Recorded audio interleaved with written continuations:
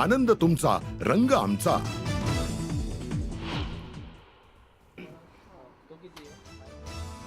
कौन है नामदेव ढसाळ अशी विचारणा करणारे सय्यद हश्मी सेन्सॉर बोर्डातनं कार्यमुक्त। आर सिंग यांच्याकडे पदभार। न्यूज 18 लोकमतच्या बातमीचा मोठा इम्पॅक्ट। 50 खोके घेतले आणि गंगेत डुबकी मारून आले, मात्र गद्दारीचा शिक्का पुसला जाणार नाही। उद्धव ठाकरेंचा एकनाथ शिंदेंवरती हल्लाबोल। 100 पेक्षा जास्त पोलीस, ड्रोन, श्वान पथक यांच्याकडनं शोध घेऊनही आरोपी दत्तात्रय गाडे सापडेना। रिकाम्या हाती परतण्याची पोलिसांवरती नामुष्की। संतोष देशमुख हत्या प्रकरणात सीआयडीकडनं आरोपपत्र दाखल। सुरेश धसांनी मानले मुख्यमंत्र्यांचे आभार, तर आरोपपत्र हे आरोपीला सोडवण्यासाठीच असल्याचा प्रकाश आंबेडकरांचा आरोप।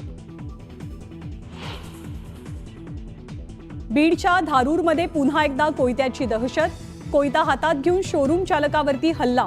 पोलिसांकडे तक्रार केल्यावरही धमकावल्याचा आरोप। आज रात्रीपर्यंत प्रशांत कोरटकरला अटक होण्याची शक्यता।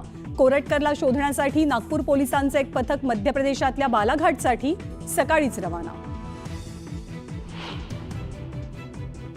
जळगावात रील स्टार मुलाचा खून करून मृतदेह धरणात पुरला। माजी सैनिक बापाचा सुसाईड नोटमध्ये खुलासा।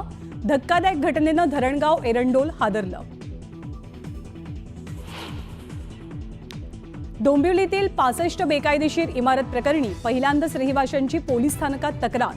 बिल्डर, बोगस कागदपत्र तयार करणारी टोळी, प्रशासकीय अधिकारी फसवणुकीसाठी जबाबदार असल्याचा दावा। सोलापुरात एका मामानं भाच्याच्या वरातीत चक्क बारबाला नाचवल्या। मामासह नवरदेवाची दुसरी वरात निघाली पोलीस स्टेशनला। 5 जणांवर गुन्हा तर डीजेही जप्त। भाजपचा महाराष्ट्र आणि दिल्लीतला विजय हा बोगस मतदारांमुळे।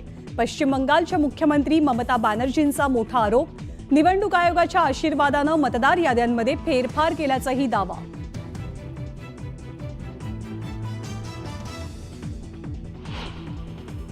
कराडच्या नीलम शिंदेंचा अमेरिकेत भीषण अपघात। नीलम यांच्या पालकांना तात्काळ व्हिसा मिळेना। न्यूज 18 लोकमतच्या बातमीनंतर नेत्यांसह अमेरिकन दूतावासानेही घेतली दखल।